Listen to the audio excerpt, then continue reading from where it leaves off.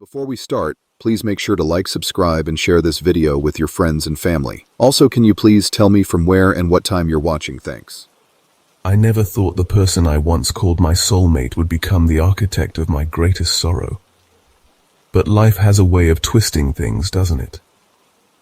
I still remember the day I met her, though it feels like a lifetime ago. Her name was Lila, and she was unlike anyone I'd ever known. We met in college, two kids with big dreams and even bigger hearts. She was magnetic, bold, adventurous, and unapologetically herself. I fell for her hard, and before I knew it, we were inseparable. Lila had this fiery energy about her. She loved the outdoors, loved pushing boundaries, and had a passion for archery. She'd spend hours at the range, her focus unshakable, her aim flawless.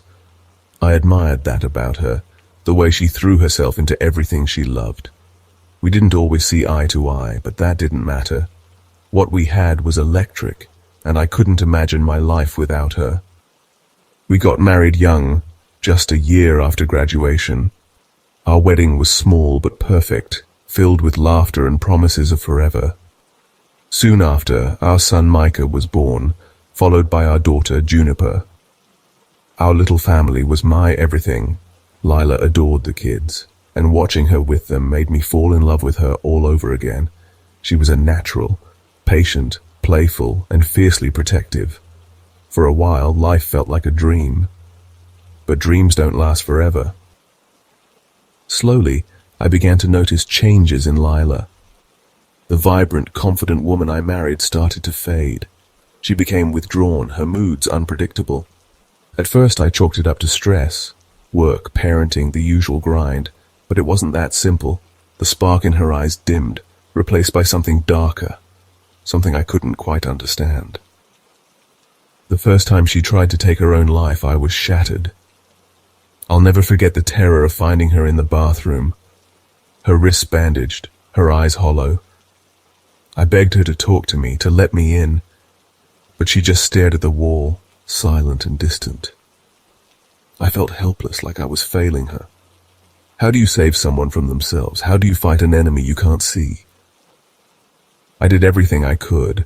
I took her to therapists, filled prescriptions, rearranged my life to be there for her. For a while it seemed to help. She smiled more, laughed a little, and even started joining us for family dinners again. But then her father died, and everything unraveled.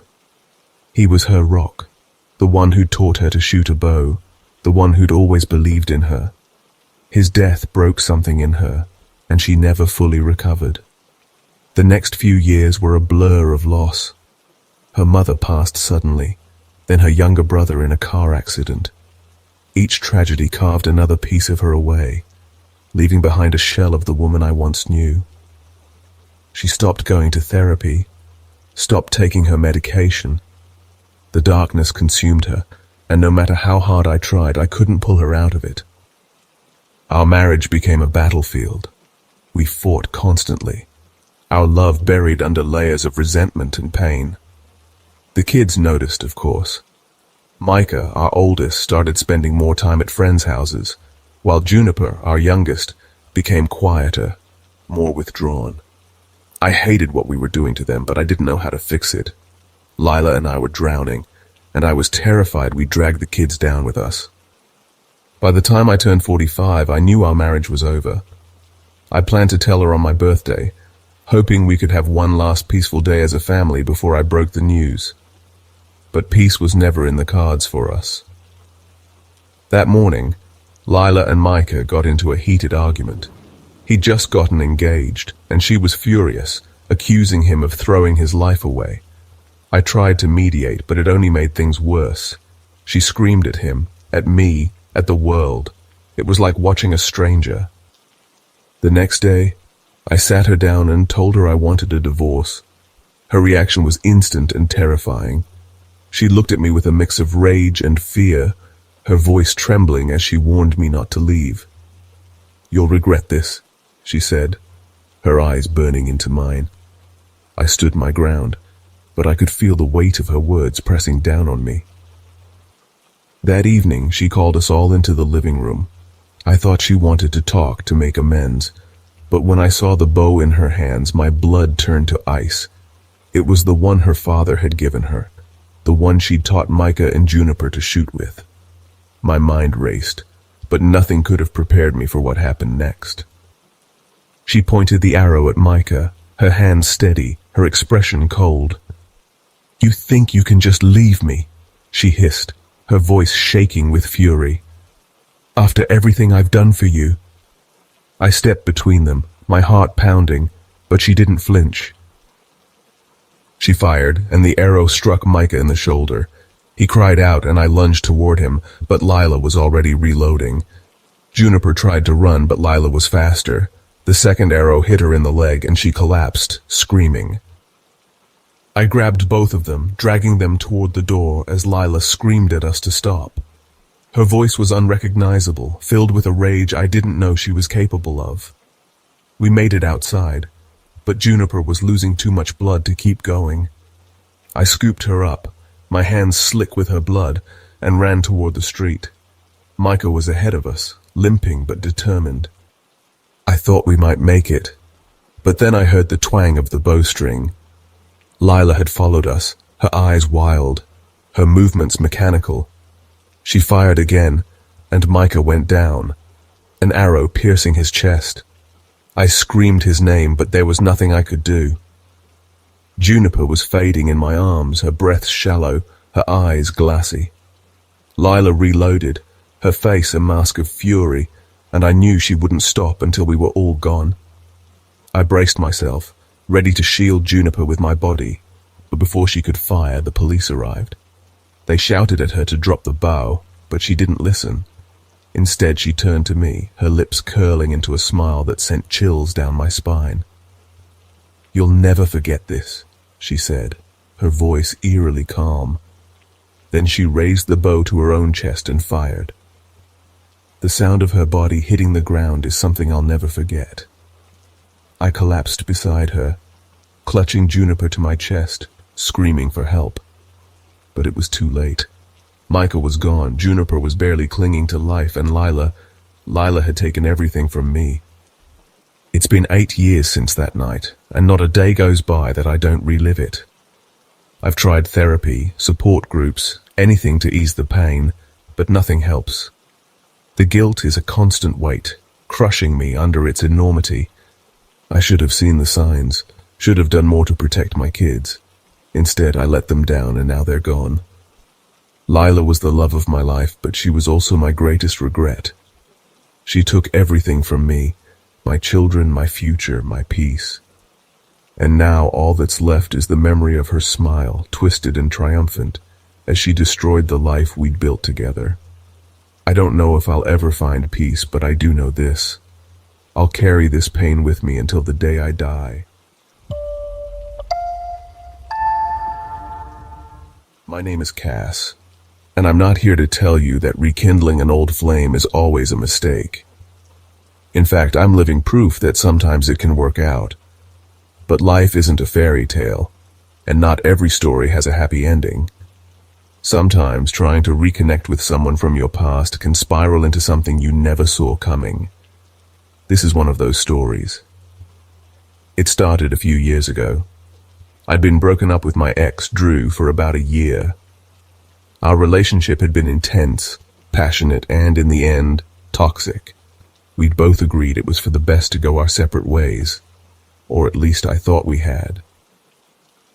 Drew hadn't taken the breakup well, but he'd seemed to accept it, until the messages started.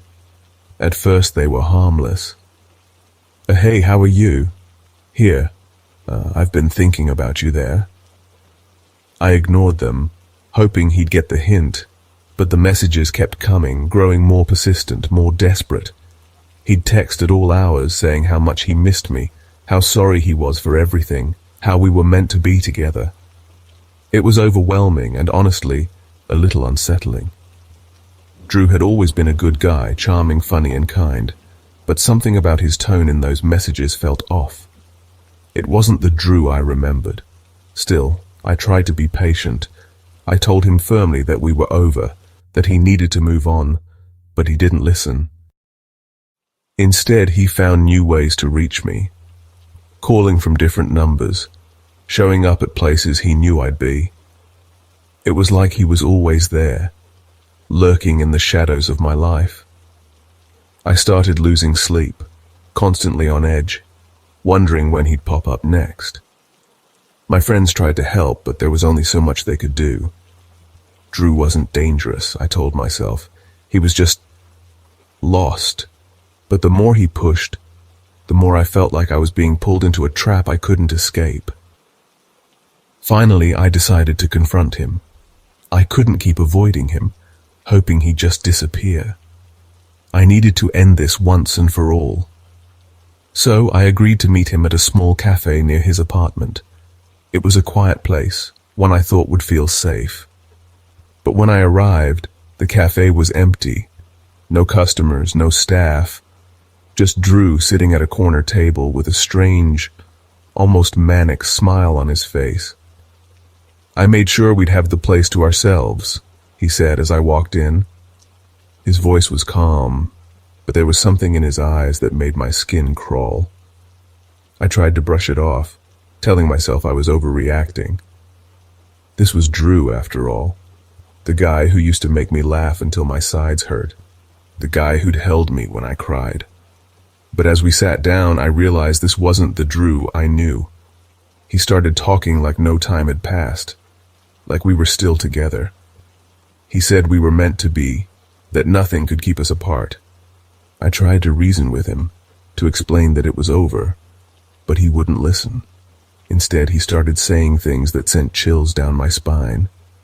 Things about how he'd do whatever it took to keep us together, even if it meant hurting others. I stood up, telling him I had to leave, but he blocked my path. His smile was gone now, replaced by a cold, empty stare.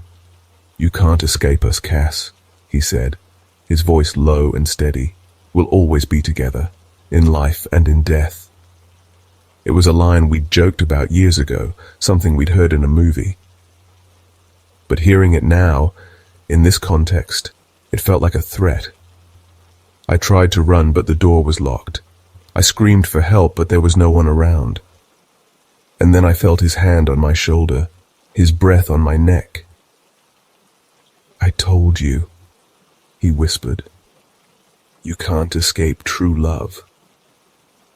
Before I could react, he pressed a damp cloth over my face, and everything went black. When I woke up, I was in a dark, damp basement. The air was thick with the smell of mildew, and the only light came from a single flickering bulb overhead. I was tied to a chair, my wrists bound with rough rope. Drew stood in front of me holding a knife, his eyes wild and unfocused. "Welcome home, Cass," he said, his voice eerily calm. "I know it's not much now, but we'll fix it up together. Make it ours." I tried to scream, to fight, but it was no use. I was trapped at the mercy of a man I no longer recognized. Days turned into weeks, and weeks into months. Drew kept me locked in that basement, feeding me just enough to keep me alive, talking to me like we were still a couple. He'd tell me stories about our future, about the life we'd build together, and slowly, something inside me began to change. At first I fought it, I screamed, I cried, I begged him to let me go, but over time I started to see things his way. Maybe he was right. Maybe we were meant to be together. Maybe this was love, twisted and broken, but love all the same. Now, years later, I'm still here. The basement is cozy now, filled with the things I love. Books, candles, a small radio that plays my favorite songs. Drew takes care of me, provides for me, loves me in his own way. And I've come to accept it. This is my life now. This is our life. Sometimes I think about the world outside, about the people I used to know. But then Drew reminds me that we don't need anyone else. We have each other, and that's enough. It has to be. "Cass," he says, walking into the room with a smile. "What are you doing?" "Just writing," I reply, closing the notebook in my lap. "Another story?" I'd love to read it when you're done, he says, his eyes soft and loving. Of course, I say, forcing a smile. But do you think I could go outside for a bit? Just for some fresh air? His smile falters, and for a moment, I see the old Drew, the one who used to scare me. But then it's gone, replaced by that same calm, empty stare. You know I can't let you do that, Cass, he says gently. If I did, people might find us, and we can't risk that, can we? I shake my head, my heart sinking. No, we can't. He kneels in front of me, taking my hands in his. You make me happy, Cass, and I want you to be happy too. That's all that matters. I nod, forcing another smile. I know, Drew, I love you, and in that moment I almost believe it. Almost.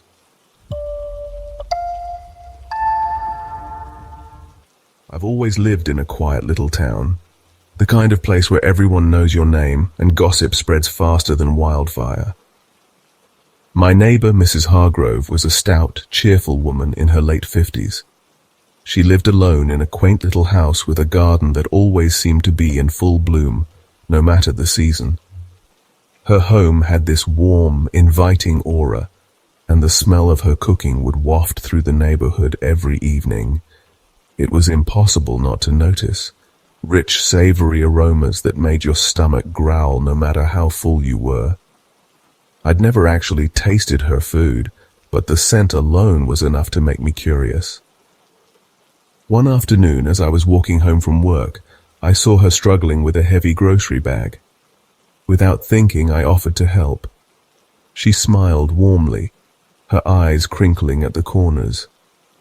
Thank you, dear, she said. You're such a kind soul.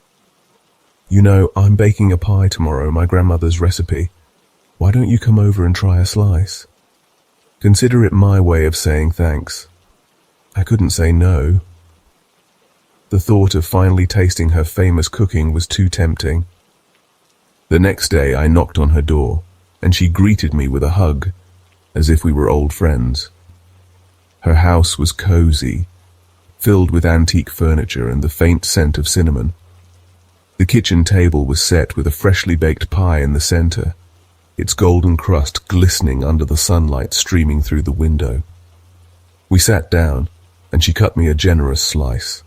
The pie was incredible, flaky, buttery, and filled with a sweet, spiced filling that melted in my mouth. As I ate, she told me stories about her childhood, about growing up in a small village and learning to cook from her grandmother. Food is my love language, she said, her voice soft and nostalgic. It's how I connect with people, how I show I care. I nodded, savoring every bite. But there was something off about the pie, a subtle, almost metallic aftertaste that I couldn't quite place. I didn't mention it, though. She seemed so proud of her creation, and I didn't want to ruin the moment. As the afternoon wore on, she kept refilling my plate, insisting I try just one more slice. I didn't realize how much I'd eaten until I felt a strange heaviness in my stomach. My head started to spin, and the room seemed to tilt slightly. Mrs. Hargrove noticed my discomfort and leaned in, her expression suddenly serious. You know, she said, her voice low and deliberate, there's a secret ingredient in this pie, something special that makes it unique. She paused, her eyes locking onto mine. It's blood. Human blood. I froze, my fork halfway to my mouth. I laughed nervously, thinking it was some kind of twisted joke. But the look on her face told me otherwise. My stomach churned, and I felt a wave of nausea crash over me. I tried to stand, but my legs felt like lead. The room spun faster, and I collapsed back into the chair. Mrs. Hargrove stood, her smile widening as she reached for a knife on the counter. Don't worry, dear, she said, her tone almost soothing. It's not your blood. Not yet, anyway. Panic surged through me as I realized what was happening. I tried to scream, but my voice came out as a weak croak. My limbs were heavy, unresponsive, as if I'd been drugged. She moved closer, the knife glinting in her hand, and I knew I had to act fast. Summoning every ounce of strength I had left, I shoved the table toward her, sending the pie crashing to the floor. The distraction gave me just enough time to stumble to my feet and lunge for the door. My vision blurred and my legs wobbled, but I managed to make it outside, collapsing onto the front porch. I heard her footsteps behind me, slow and deliberate. "You can't run, dear," she called, her voice eerily calm. "You're already part of the recipe." With a surge of adrenaline, I crawled toward the street, my hands scraping against the gravel. I could see a neighbor's house in the distance, and I screamed for help, my voice hoarse and desperate. The neighbor, an elderly man, came rushing out, his eyes wide with alarm. "Call the police," I gasped, my strength fading fast. She's trying to kill me." The last thing I remember is the sound of sirens and Mrs. Hargrove's voice, cold and unyielding as she was led away in handcuffs. When I woke up in the hospital, the doctors told me I'd been drugged with a powerful sedative. If I hadn't vomited most of it up, I might not have survived. The police later discovered that Mrs. Hargrove had a dark past. She'd moved from town to town, leaving a trail of missing persons in her wake. Her victims, they said, had all been lured in by her cooking, just like me. But unlike them, I'd managed to escape. Even now, years later, I can't shake the memory of that pie, the way it tasted, the way it made me feel. And sometimes, late at night, I still catch a whiff of cinnamon in the air, and my heart skips a beat. Because I know now that not all monsters hide in the shadows. Some of them bake pies.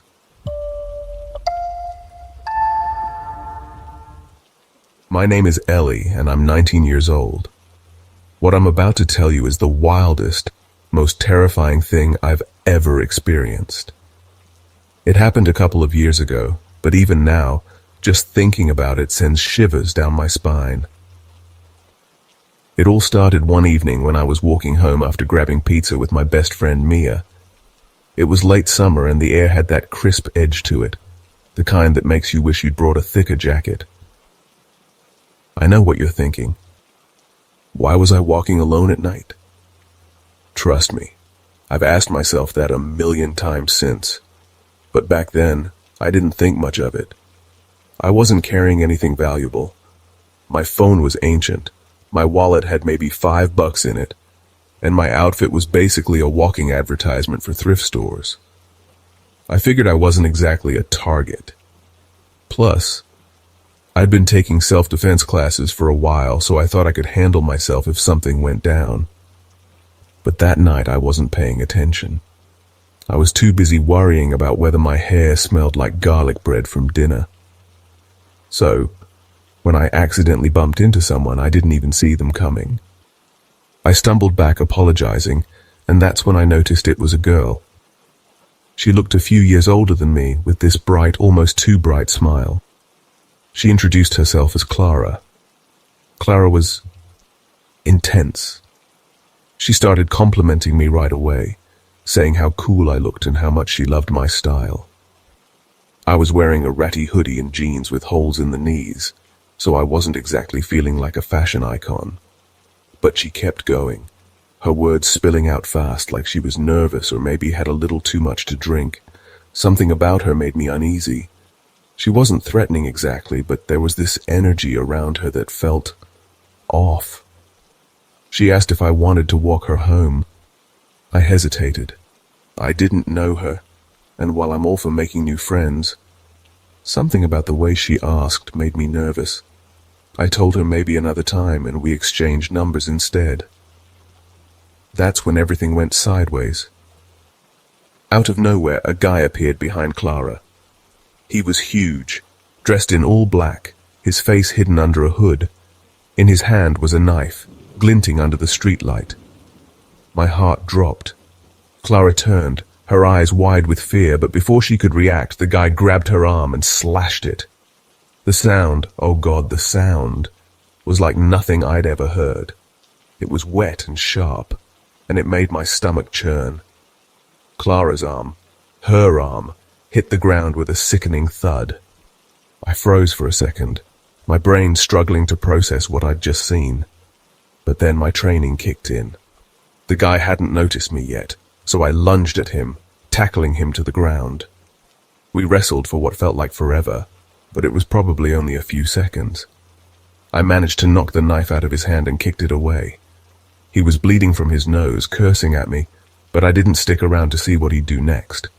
I grabbed Clara and told her we had to run.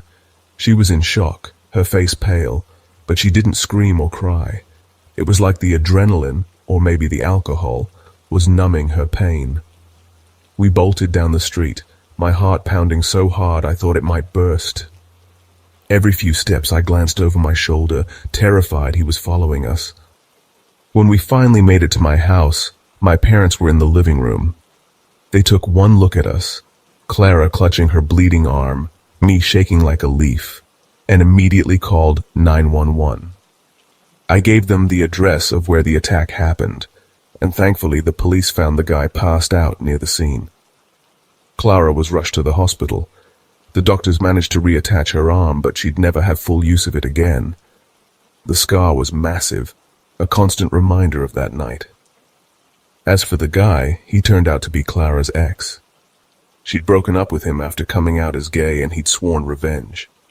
It was a messed up situation, but at least he was behind bars now. Clara and I stayed close after that. She was tough, way tougher than I ever could have imagined. She even started taking self-defense classes with me, determined to never feel powerless again. We'd laugh about it sometimes, how we'd gone from strangers to something like sisters in the span of one insane night. That experience changed me. I don't walk alone at night anymore, and I'm always aware of my surroundings. Life can flip in an instant, and you never know when you'll need to fight, not just for yourself, but for someone else. So, stay safe out there. The world's full of surprises, and not all of them are good. But if you're lucky, you'll find people like Clara along the way. People who remind you that even in the darkest moments, you're not alone.